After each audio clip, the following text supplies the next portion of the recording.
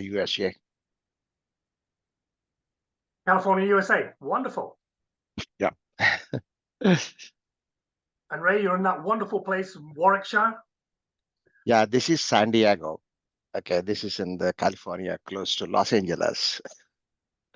Fantastic. Ray, whereabouts in Warwickshire are you? I'm near Stratford-on-Avon, between Birmingham and Stratford-on-Avon, in the middle of England. Okay, wonderful. I know Kenilworth very well in that kind of region. Yeah, very close to me. Yeah, know it very well. Been there a couple of dozen times. Mm. Where are you at the moment, Colin? Yeah, I'm in Fulham in London. Okay. Southwest London. I'm blessed. I'm in that wonderful place in London between Chelsea, Fulham and Putney. It's recognized as being one of the best places in London to actually live. So yeah, very blessed. Wouldn't think so today. It's raining, but there we go. Welcome to the United Kingdom. We get plenty of rain. That's why we're green. Yeah. Did I miss any other locations? Not so sunny. In Dorset, sunny Dorset. Whereabouts in Dorset are you, Charlotte? Charlotte?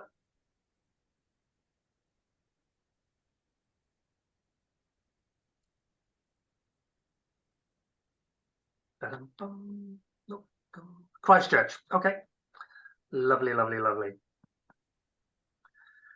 Been to Christchurch, I'm pretty sure, many, many years ago. Yeah, I remember being in quite a small, lovely kind of seaside town.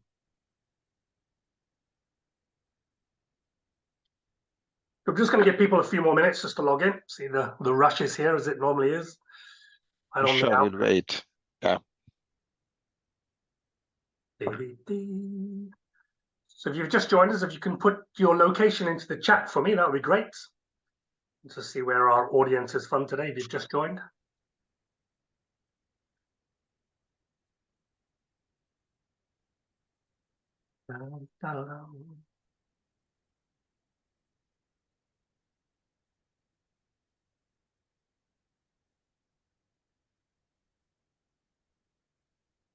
You're waiting with bated breath for the excitement of this presentation today and feel it coming through the lens. It'd be really nice, ladies and gentlemen, if you can put your screens on as well, if you can put your cameras on. I know out of experience when you're talking to someone, it's better to see people's faces and the reactions and the interaction that you get from being in a camera. Not absolutely necessary, but it would be nice to be able to see you. Sorry, Colin, I'm walking the streets of Sofia, Bulgaria, and won't be able to have my camera on, but No I'm problem. fully attentive. Although walking the streets of Bulgaria and Sofia, that would be lovely. I've been there also many times, 10, 20 times maybe even. All right. Yeah. And as part of the Alpha Group, we have a good, strong presence actually in Sofia. Yeah, I'm actually with the Noble Manhattan Group, going after my diploma for a coach. Fabulous, fabulous. Gerard normally is with us today. You would have seen Gerard. I'm sure you've met him before, but he's tied up with something else today. He's not been able to make it today.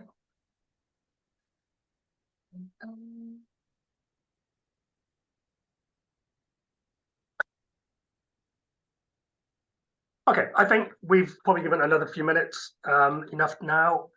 People will continue to join in. We'll let them in as they come along, but we're very time restricted, and I respect your time, obviously, as well. I don't want it to go over time. So, ladies and gentlemen, thank you very much for giving us one of your most valuable commodities, which is, of course, your time. This actually is the 36th Foresight lecture that we've actually created now within the Alpha Group, and we do it on purpose. We do it to obviously bring in some amazing speakers and share some of their backgrounds, their topics, their excitement, their passions with our audience. And I'm pretty sure we're going to get the same again today from Toyin. So very excited to hear what's going on with that.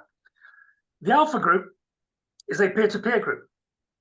And if you haven't heard of us before, if I may just maybe share 1 or 2 minutes about what the Alpha Group does and how we affect the business community. We are a peer-to-peer group, which means we bring people together, business owners from SME market sector, and help them to build the correct strategies, implement the right strategies within their business in a way to grow. We use the power of that exchange from peer to peer, that collective knowledge that we bring together in our monthly board meetings, and our members help each other to overcome some of the challenges, to make better business decisions, to gain a different perspective on the challenges of running a business. And we all know running a business is not easy. But the more people that you surround yourself with, the more time that you allow yourself to discuss the challenges that you're facing within the business, it becomes a little bit easier rather than doing it on your own. Yeah. We're currently operating in 26 different countries around the world, and we've been established now for 10 years. I'm pretty sure if you haven't already checked out the Alpha Group website, then hopefully you'll take a few minutes and link into the website, and you'll hear all about us. You'll be able to see some of the groups that we run. You'll be able to learn a little bit more about the Alpha Group and the opportunity, and obviously take your time. But this is not about us. This is not about it being a pitch fest. We're not here to sell you the Alpha Group. We're providing you with an opportunity to listen to some incredible speakers that we get in connection with. So without any further ado, I'm going to hand over to Toyin. I don't want to steal her thunder and tell you all about her, because I'm pretty sure she's going to share her knowledge, her background, her history, her journey with you over the next 45 minutes. So Toyin, over to you. I'm looking forward to it. I've got my pen at the ready to take notes, and I'm looking forward to listening to you. Over to you, Toyin. Thank you, Colin. Good afternoon, good morning, and good evening, everybody. As Colin said, my name is Toyin, and I know I said good morning, good afternoon, good evening. I mean, I have to say that because I'm not sure anymore where everybody is. We have different people from everywhere. So thank you for taking your time to actually attend and join this session. It's supposed to be very interactive. And I do tend to speak very fast, a topic that my husband reminds me of every day. You need to slow down so the rest of us can follow you. So if I am speaking too fast for you, please let me know. I'm based in Lagos, Nigeria. I was teasing Colin earlier on. He said Colin, I think you said it was 12 degrees there, and you said it was really warm, and it's 33 here. So it's interesting that we're all over from everywhere in the world. And, I'm sure all of us are going through different climates, different temperature changes and all that. But here we are today. As Colin said, my name is Toyin. I'm a business coach, a consultant, a strategist, and a certified facilitator, something I've been doing over the last 10 years. Before then, I was in the corporate sector, high-level marketing, CEO, and I quit. Well, okay, I didn't quit. I resigned after 11 years because I just decided, you know what, this wasn't working for me anymore, where I had to, in the middle of my sleep, I'll be dreaming of making sure I was hitting the sales targets. It was scary for me. So I resigned. And then I took up, well, actually a friend convinced me, oh, why don't you attend a coaching session, a free coaching train session? And here I am. So I will put up my profile at some point in time, maybe towards the end, because I know you're not here to look at my profile, but to listen to what I have to say. So I'll just take you through what I have to say. As I said before, please feel free to put anything you want, any questions, or even if you want to put up your hands and ask questions. I prefer for the session to be very engaging and interactive, please, rather than wait. So if you have any questions, please ask me during, before, after anything that you're not clear about, or if I've spoken too fast. All right, so I'm going to be talking today, I'm going to be taking us through what I call business influencing reinvented, using the V.A.T.O.R pitch methodology. And at some point in time during this session, I will be taking you through that. If you can see my slides, I only have 16 slides because I'm not one of those people who likes to have loads and loads and loads of slides. I'll probably fall asleep as well as you guys would. I mean, if it gets too boring. Now, why did I pick the topic business influencing reinvented? Because what I noticed is, as we all know, we currently live and do business in a world where disruptions exist in absolutely all areas of our lives. All industries are reinventing themselves or actually pivoting to remain relevant, to remain sustainable.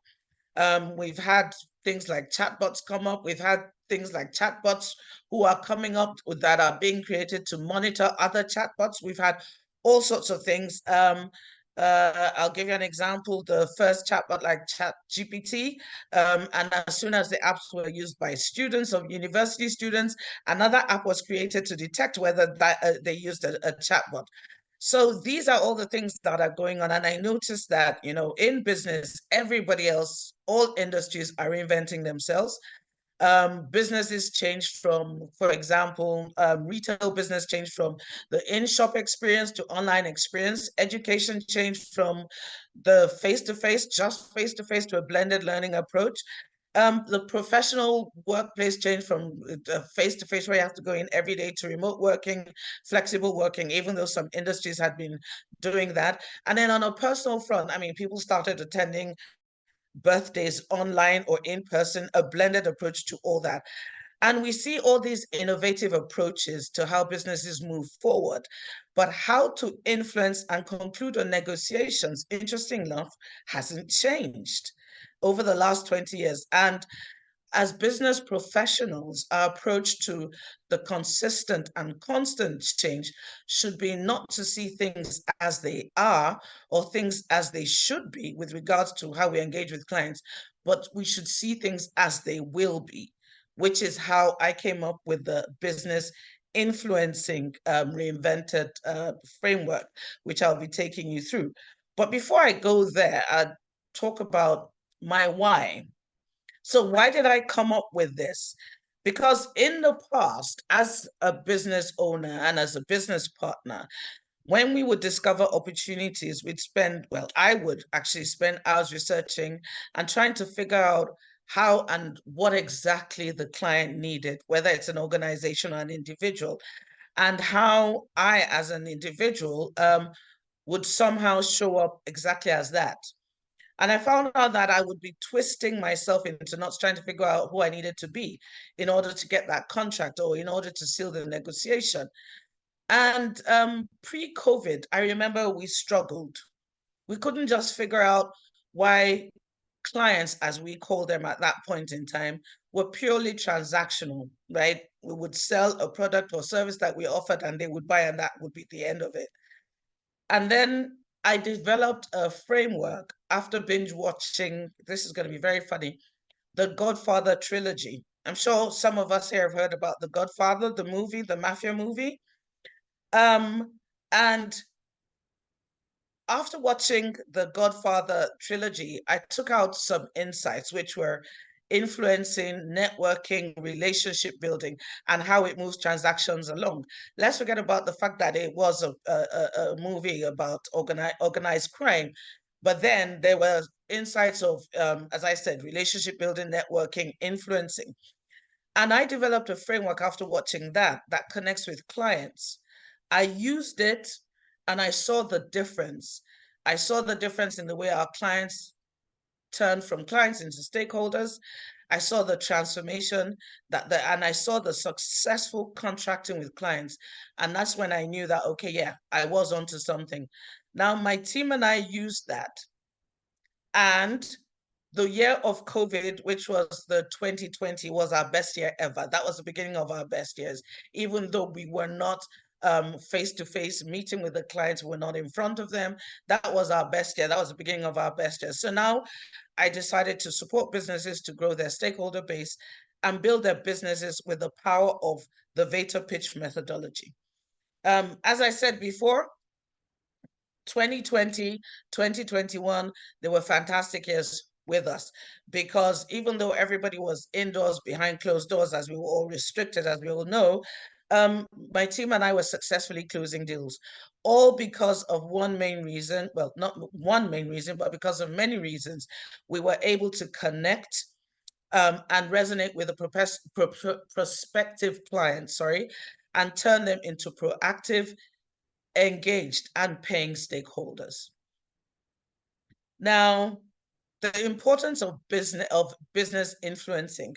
Most of the time when we talk about it, or business influencing, a lot of us do not understand or do not seem to take that into consideration. I'll tell you another story. I had a session with a group of marketers from a very big financial institution here in Lagos, Nigeria. And I asked them this question, and I'll probably ask people here, and if you don't mind, please put it in the chat. How do you manage your stakeholders? What is, if you had to rate your stakeholder engagement strategy on a scale of 1 to 10, with 10 being the highest and 1 being the lowest, how would you rate that? Please feel free to put it in the chat. Is anybody putting anything in the chat? I can't see anything.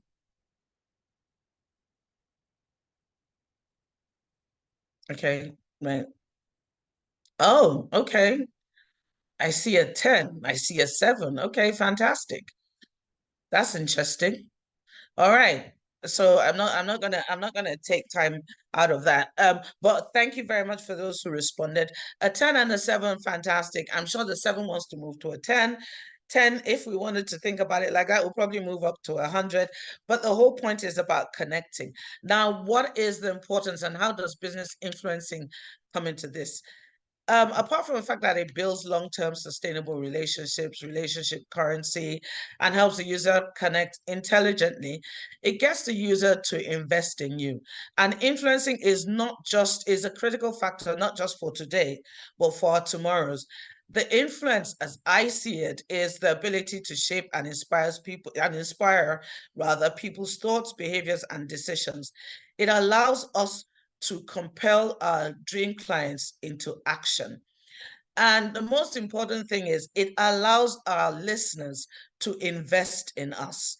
The challenge with most marketing strategies today is we have our marketing gimmicks, we have our marketing spiel, we have our marketing talk, we have all the collateral that we use for marketing. But most of it is, and I've interviewed God knows how many stakeholders, and they say the same thing. Most of the time we speak at them, we talk at them. We don't get them to invest in the journey. We don't get them to co-invest in the journey. We just move ahead and say, okay, you know what? This is what is happening now. This is how we have to do it. This is what we're offering. How would you like to talk about this, or would you like to buy this? And business influencing, or what I call, excuse me, BI, is about building relationships and trust with the audience. It's the desire to be present in a way that is not only accurate, but powerful in its ability to shape and make the person understand what you're thinking about and how you're thinking about them. It's about getting the listener to invest in you. It's about being, and I think this is the most important part about business influencing, it's about being focused on the future, not just the present. And most of the time when people go marketing or talking to their audience, it's about, yes, I want them to buy from me. I want them to work with me now, but it's not just about that. And I know for a fact that anytime you get a client to invest in you, they will be there for you, not just that day, but in the future and for many tomorrows to come. When we want to move people towards purchasing or investing in us, even investing in our products, we want to give them new priorities, and we need to make sure that our behavior aligns with our business.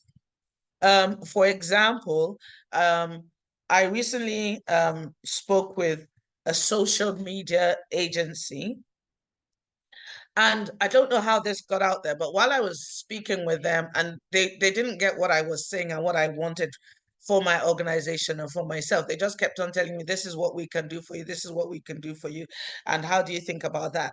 And yes, they had some of it quite right, but it wasn't quite there. I wasn't quite feeling them. I wasn't invested in the journey, and they weren't invested in me. And I put a post up on LinkedIn, and then I got all these calls. Oh, would you mind us chatting with you and all that? And then this young lady, reached out to me, and she said, oh, I would like to have a Zoom call with you, meeting with you, and let's see how we can work together. Now, I did have the Zoom meeting with her. And the first thing she asked me when we started the Zoom meeting was, I would like to know what you want, which is completely different than what all the other agencies were telling me. They're like, oh, this is what we can do for you.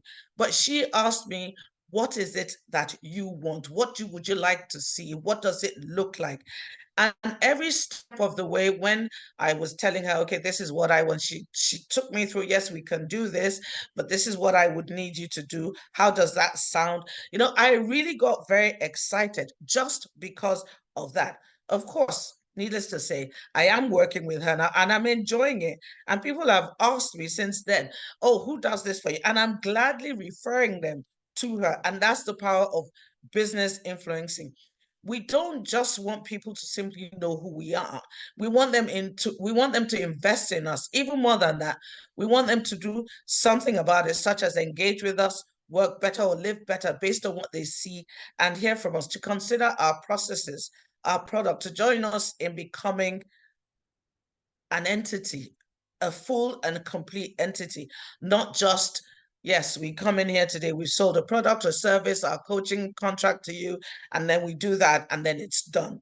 And I always ask this question, how many, I know we get referrals as coaches or even as facilitators or business owners and stuff like that, but how many people, how many of your stakeholders have you turned from clients, and how many of your clients have you turned into stakeholders, and how many, if you have less than 50% of your stakeholders who would act as referral points from you, then there is a problem with your influencing strategy. And that's the honest fact. That's not what to call it, that's not just a fallacy, that's actually a fact. You want people who will refer you, you want people who will talk about you, you want people who will advocate on your behalf when you are not there. And that's what we're talking about, business influencing. If we think about it this way, ages ago, it was thought that getting the actual sale done from anywhere, anything, involved having loads of charisma as well as an excellent product or process. Unfortunately, that theory and practice has been proven to be untrue. When we think about what happened during COVID and where everybody was stuck at home, unfortunately, the pandemic has changed the way we do business anyway. And if you're not connecting with the person, if you're not feeling what the person is talking about, that person is going to lose sale. Today, the art of influencing and getting the deal done is all about building and maintaining relationships. Research has shown us that we only do business with people we like. And that, again, is a fact. If I asked anybody in that is listening today, let us think about the multiple shops that exist or the multiple TV channels that we watch. Why is it that there's a specific one that we always go to? I use myself as an example. When I'm in the UK, when I'm in London, I would go down Finchley Road and I would walk past Marks and Spencer's. I would walk past Waitrose. I would walk past Tesco's and go all the way down to Sainsbury's. Now, I deliberately mentioned all these stores because basically they almost have all the same kind of things, right? But because for some reason there's an emotional connection. And that's what I'm talking about here. However, they decided to, and somebody asked me this, I think it was Yinka who's on with us here. He asked me, why do you do that? And I said, I just like the way they've arranged the store. And for me, that's how they've caught me. That's the hook inside me. And that's the emotional investment that I'm talking about. I will always go there. Why do some people like certain sports? I mean, the relationship has been there. Why do we watch certain movies? Why do we listen to certain stories? It's about the influence that story, that store, that sport, that TV channel has on us because of the emotional hook. And today, the art of influencing and getting the deal done is all about maintaining and building relationships. And as I said before, research has shown us that we only do business with people we like. And if we agree with that, then this quote by Maya Angelou, who's she's passed on, I believe now, a poet, which states that people will forget what you said, people will forget what you did, but people will never forget how you made them feel. When we make our clients, our customers, our stakeholders feel good, they will remember us, they will remember our services, they will remember our products. And this has never been more factual from today or than today. If we consider the fact that a lot of us are, well, a lot of us probably work from home or remote working or flexi working. And that's the same way we do our shopping. If we don't like the experience, if they haven't invested in us, we will not go back to that store. That's the bottom line behind the fact that we only do business with people we like. And it's interesting to note that today, successful sales negotiations are based on three major factors: the rapport you get with the client, maintaining and building relationships, and the emotional connection. Now, these are just obviously images to show what I've been talking about. It's not about the products, it's about the trust in the consumer's mind. Remember the statement, you only do business with people you like? Well, that is true, but let us remember that to like that person and to get that person to like you,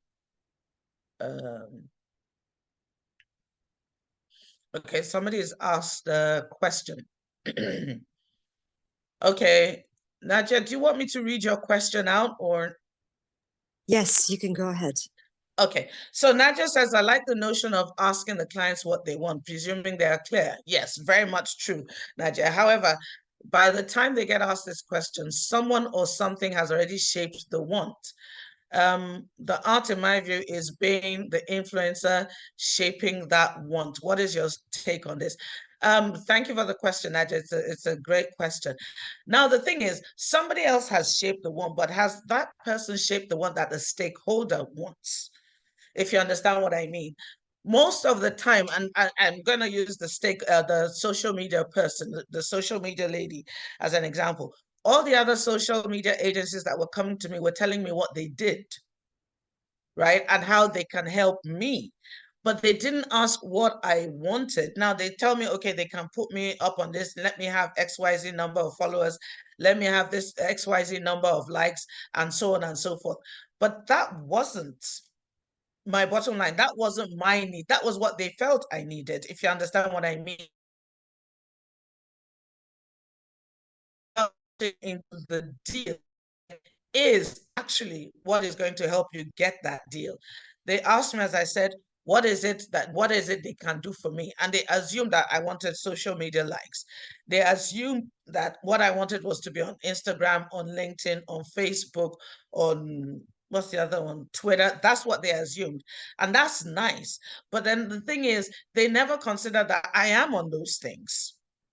If you understand what I mean. I am on those things and I wasn't spending time on it, but that's actually not what I wanted. So for me, Nadia, in order to answer your question, right, don't consider other people shape that want.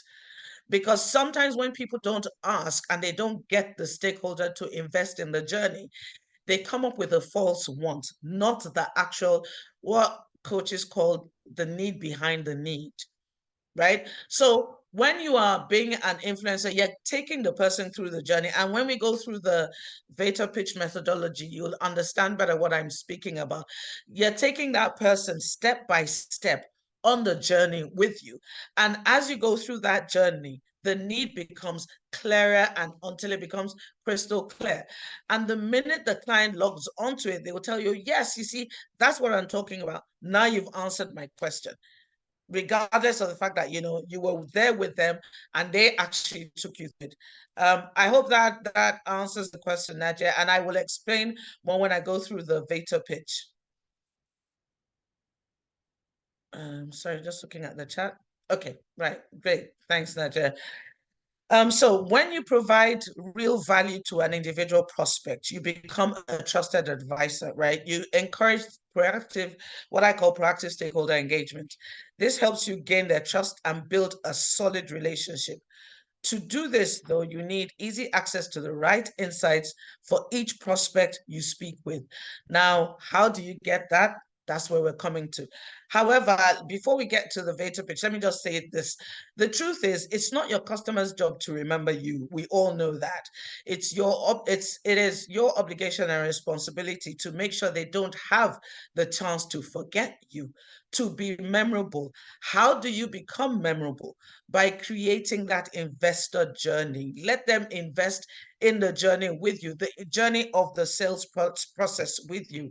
And there's no need for us to try and use high pressure sales strategies that are all complicated and use the mapping strategy. If you want to use a mapping strategy, that's fine. That's fantastic. It works for you.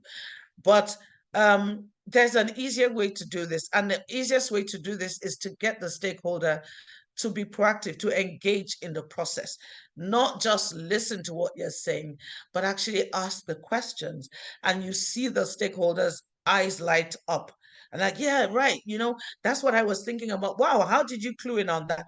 That's what you want. That's when you have the stakeholder engaged with you. And the truth, again, is every time we try and conclude on a business deal, or in fact, influence a decision in our favor, we are selling. We are selling our service, our product. And while most people don't like selling, the fact is we can and should enjoy doing it, or at least make it a fun process. And every time we do something that is fun, we remember it. And how do we make it become more memorable? It's this. We simply address the real need behind the client's assumed need by connecting, which is what I was explaining to Nadia initially. Sorry, I'm just looking. Okay. No worries, Nadia. Thank you for joining. We simply address the real need behind the client's need by connecting, by having a rapport, by providing your own unique value, and see how you become your client's go-to person. Now, the process I've been talking about is this. And what it does, it is improve client interaction, higher client conversion rates, enhance client connection. It's an influencing strategy on its own, and it allows you to discover your own unique value identifier. Now, each letter in the V.A.T.O.R pitch represents something, as you can see here. So the V is the visualization, the visual stimulation. The A is the audience, the T is the transformation, the O is to show the stakeholder or the audience the opportunity, and the R is to show them the results. The V.A.T.O.R pitch is influencing Reinvented to meet the needs of our time, our today's, and tomorrow's. When you apply it properly, it equips you with the tools to increase your impact on every single client or stakeholder you interact with. It increases your client base and recreates the future of business influence.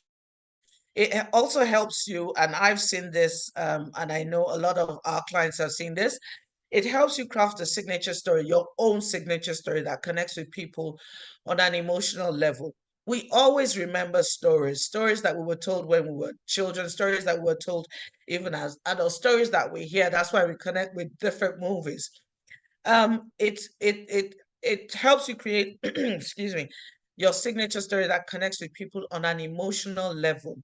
And it makes people care about your business with eye-opening statistics. It helps people invest in you, and they invest in the journey because you are investing in them.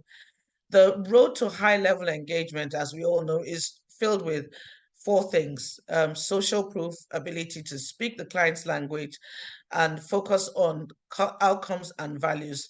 The V.A.T.O.R pitch methodology covers all these 4 when you know how to use it and how to apply it.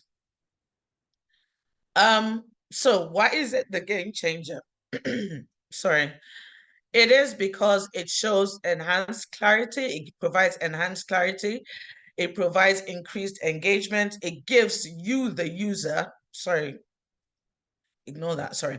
Yeah, it gives you, the user, improved confidence. It makes you memorable. Remember from the previous slides, we spoke about memorability. It makes you memorable because the client always remembers, oh yeah, you're the person I spoke with the other day, and we had a fantastic time figuring out that question or that challenge that I had. And therefore you get higher conversion rates. The essence of the program itself, of the framework itself, is to make long-term future relevant connections using the power that we already know and already have: stakeholder engagement, spontaneity, and enthusiasm. It helps you create a memorable discussion that sticks in the mind of the stakeholders, irrespective of whether they're internal or external stakeholders. It drives, what it does is it drives your innovative and creative side as well by structuring your discussion using visual cues. Remember, we said the V is the visualization. Using visual cues in a memorable way, and you increase the probability of your message being retained long after the discussion is over. Because remember, the person has invested in the journey. And I'm going to do this before somebody asks the question. I'm probably going to do this. So I'm going to take you through an example of what I'm saying. Is that okay? Would you want me to do that? Okay, Ray, I can see you nodding. Okay, I'm going to take you through that. So let us assume I walk into a networking session. And again, remember previously I said something about, sorry, I'm looking at the chat as well. I said something, thank you, Colette. Yes, I'll take you through. So I said something about, you would have researched the organization, whoever you're going to meet with.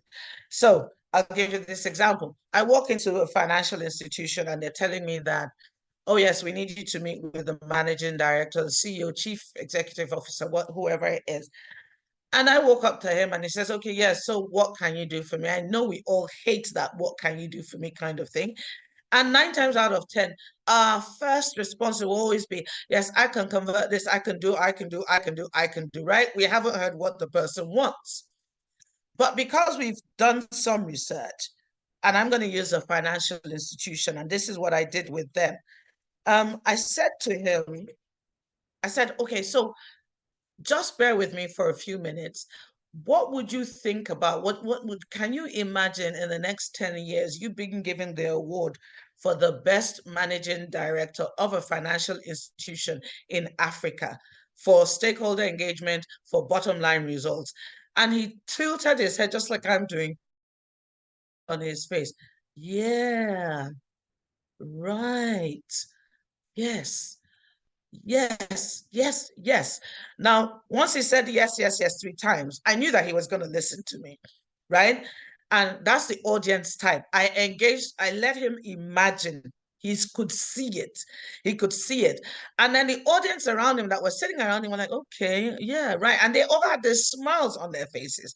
And I asked him, is this something you'd be interested in getting? Is this award something you'll be interested in getting? And he was like, of course, Tony. So how do I get that? Because the problem I'm having is my people don't know how to sell. My people aren't closing. My people are not connecting. My attrition rates are high.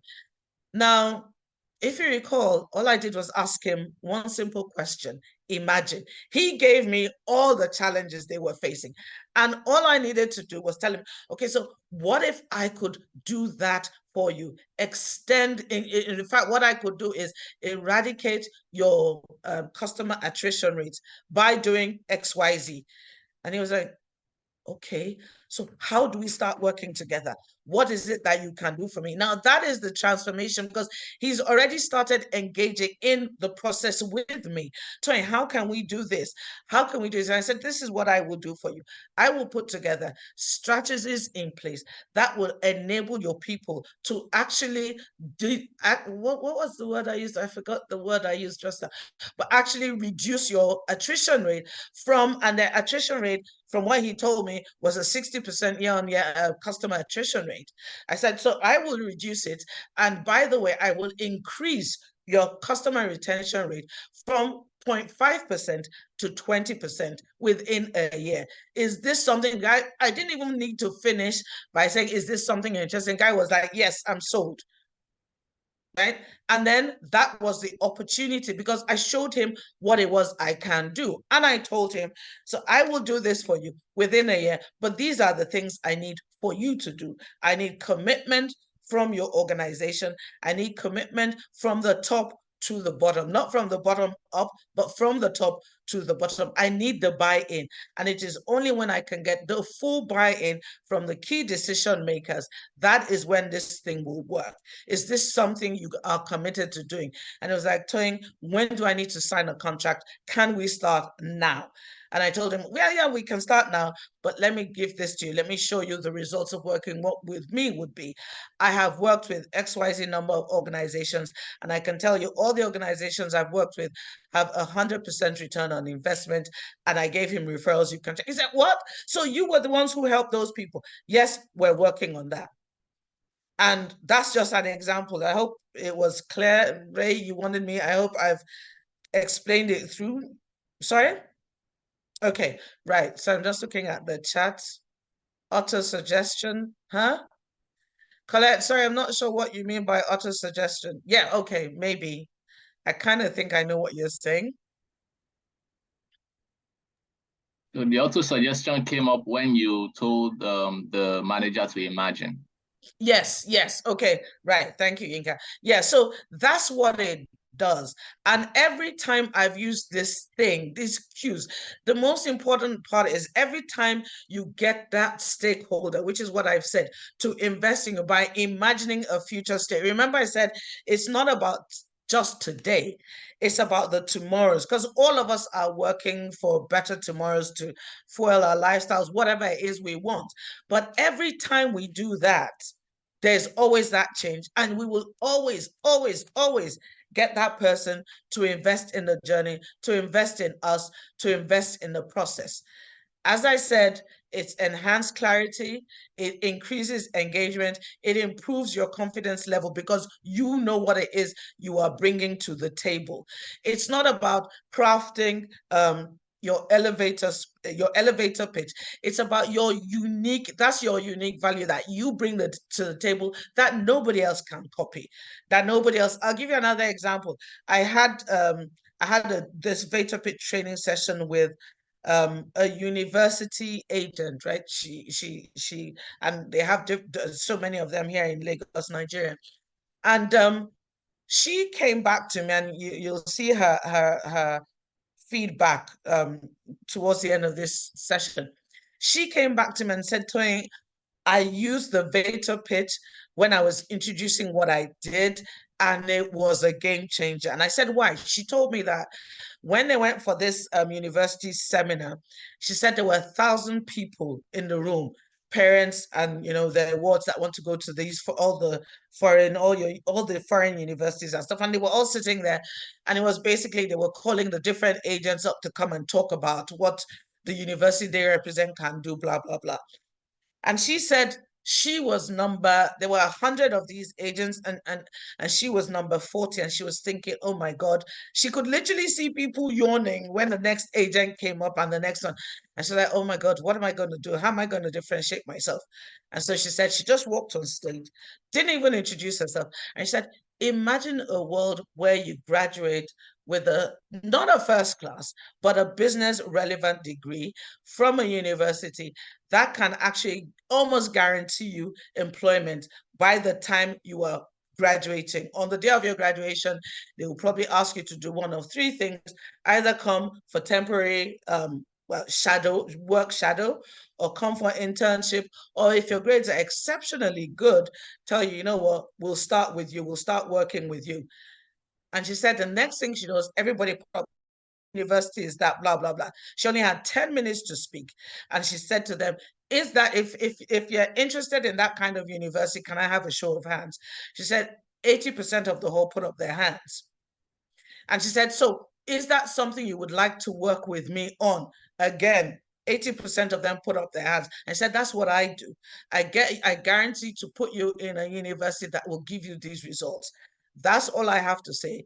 I've done this before. All my students that I place in these universities always 100% return on investment. They never come back home because they're working, they're not in trouble, they're working, and they're committed to their jobs.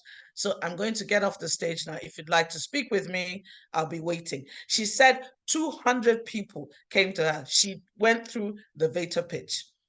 And again, as I said, conversion rates, memorability, confidence, engagement, clarity. She didn't need to All the other ones were reading everything that their university had provided with them, all the marketing collateral. She didn't need to read anything like that. And she was memorable. She said, Toyin, people kept on coming up that she wanted to leave, but she couldn't because we're like, you know what? Obviously, you've taken over the whole stage. And she said the people after her came up to her and said, we should have made you go last because nobody's listening to us. Everybody's asking, no, the lady that spoke first, what can we do? Let's see how we can work with her together. So that's just what the V.A.T.O.R pitch does. It engages them and they see the value. They see the value in what you can do and what you are bringing to the table. It helps you clearly communicate your message in a concise and compelling manner by structuring your discussion. I don't call them pitches. It's a discussion. It's a dialogue you're having. You're having a conversation.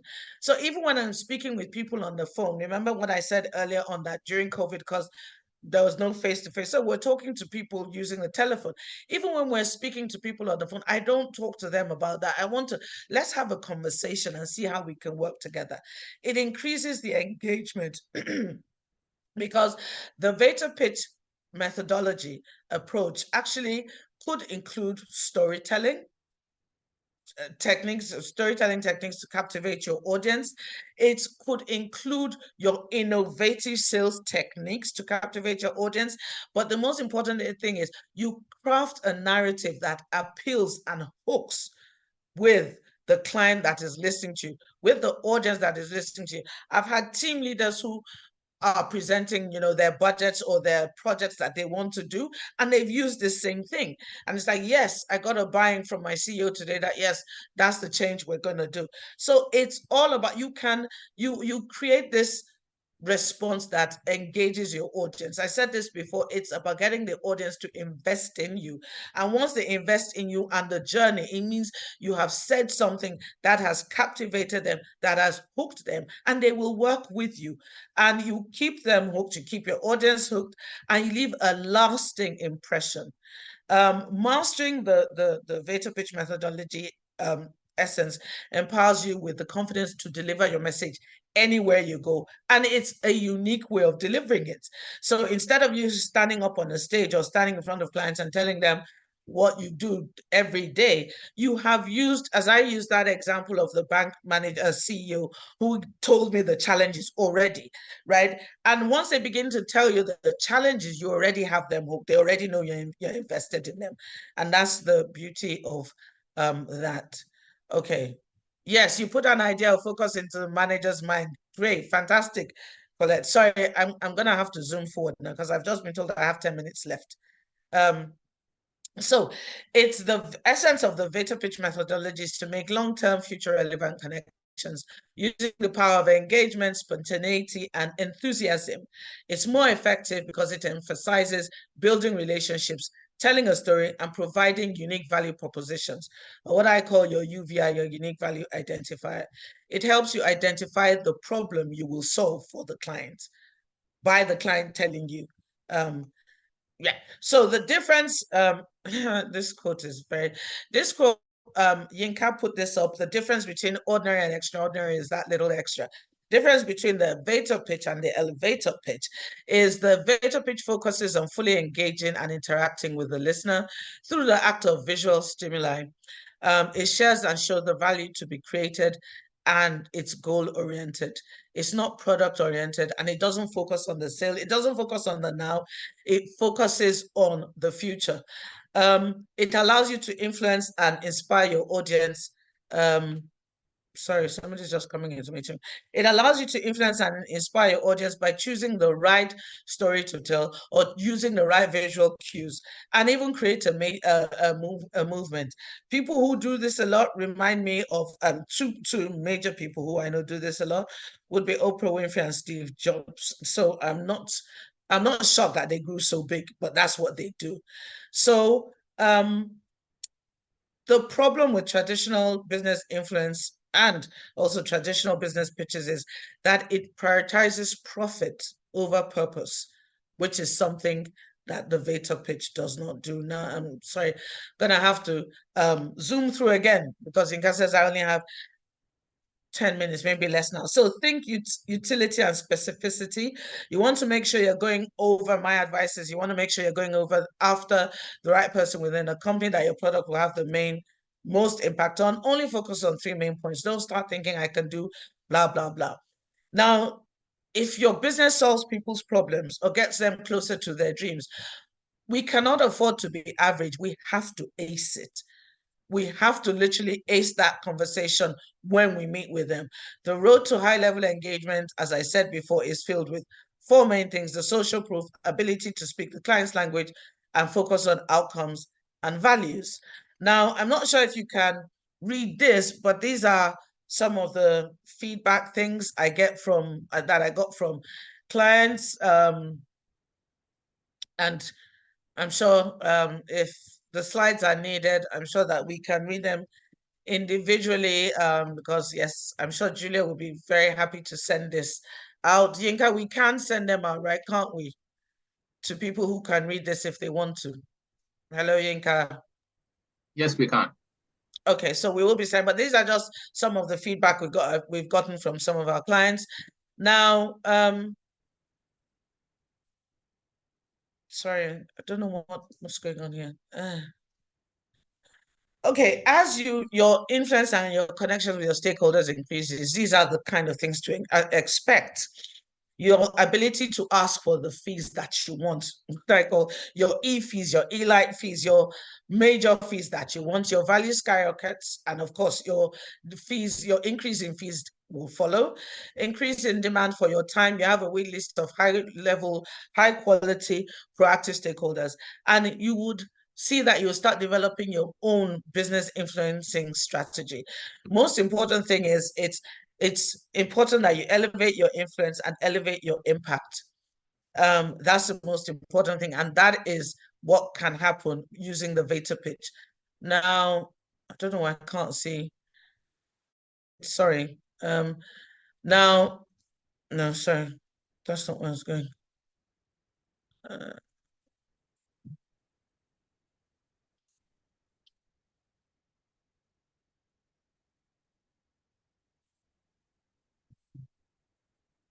Okay, so results from the V.A.T.O.R pitch so far, what we've calculated the data and stuff, all the clients we've worked with have seen a 400% increase in average revenue per customer.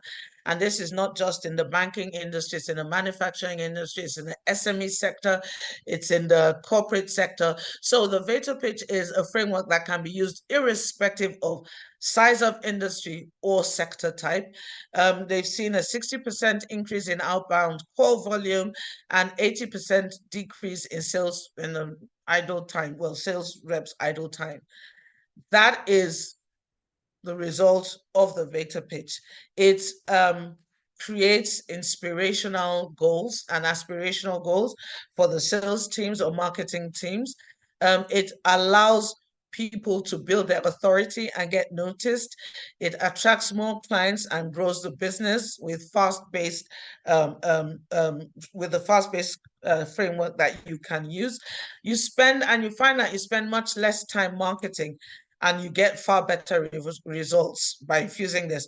And you get your ideal clients and customers chasing you for your services and products by enticing them and using the VPM methodology. So that would be the easiest coaching process you've done. And so easiest way to take this forward would be for you to set up your free one-on-one coaching sessions, see what the V.A.T.O.R pitch can work with you, how it can work with you and how we can work with you. Get your whole team on board, start using one of the most powerful techniques of our time.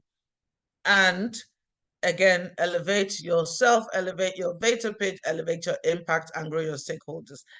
That is it from me. Thank you for listening. If there are any questions, I'll be happy to take them, or comments or disagreements. Yep. Thank you for listening.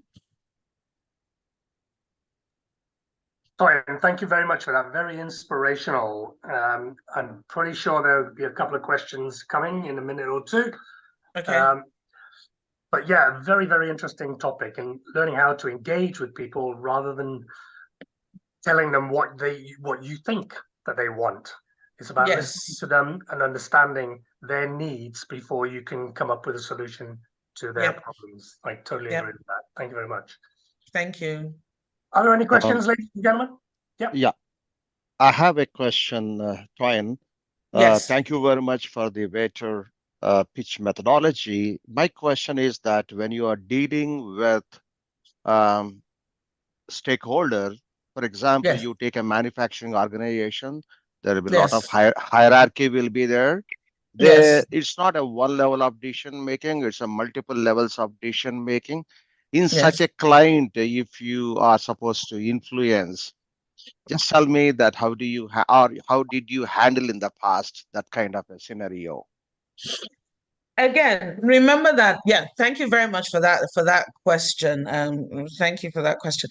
So it's not targeted. The V.A.T.O.R pitch framework is not targeted at dealing with just individuals. You can deal with multiple levels once you are in an organization, because the manufacturing company is one single manufacturing company, if you understand what I mean. And all of them would have the same goals, the same challenges, and the same targets for driven targets for the end of the year. And that is what you are addressing. That is the question you are going to ask them. What would you do? What are the challenges? Now, normally traditional sales pitches, you would go in and say, what are the challenges you're facing at the moment? Like 9 times out of 10, research has shown that they'll tell you, they're the same challenges we deal with year in, year out, right? And yes, we're working on that. But most of the time, I found out that the challenges that people come up with first are not the actual challenges.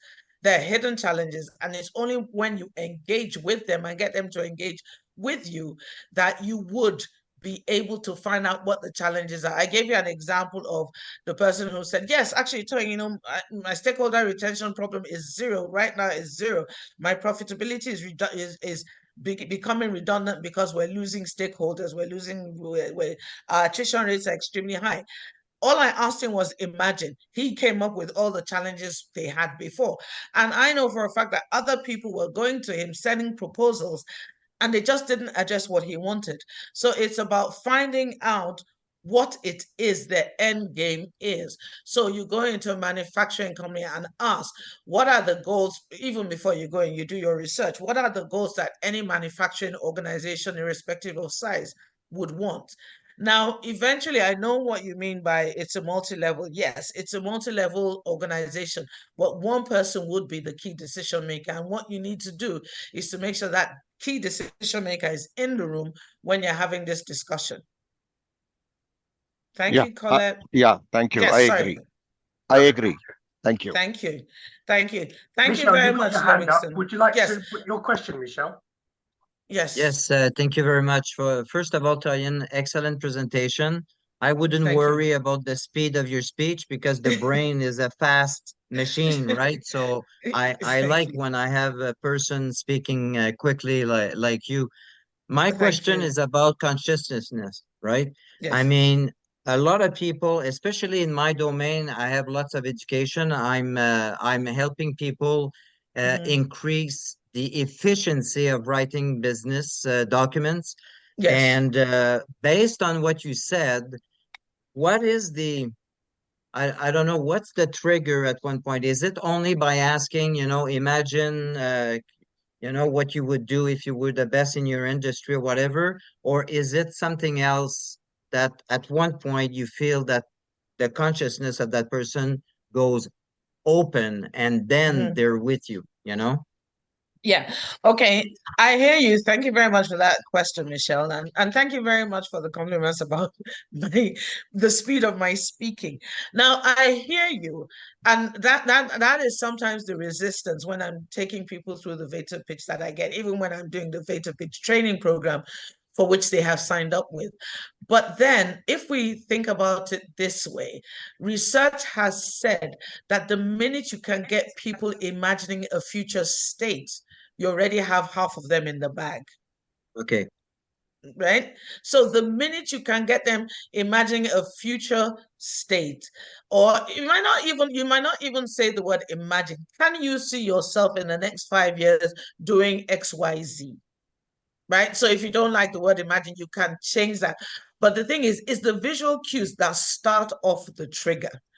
And once they have that visual cue in their heads, in their minds, they will start opening up, and then you will see the transformation that not just they go through, but you go through. You are taking them through, and then you show them the opportunity and the results of working with you. I hope that Yeah, that helps. that's it. Yeah, it helps because the brain thinks in pictures, so the Yes. visual cue is very important. Yes. All right. Thank you very much, Toyin. Thank you very much, Michelle.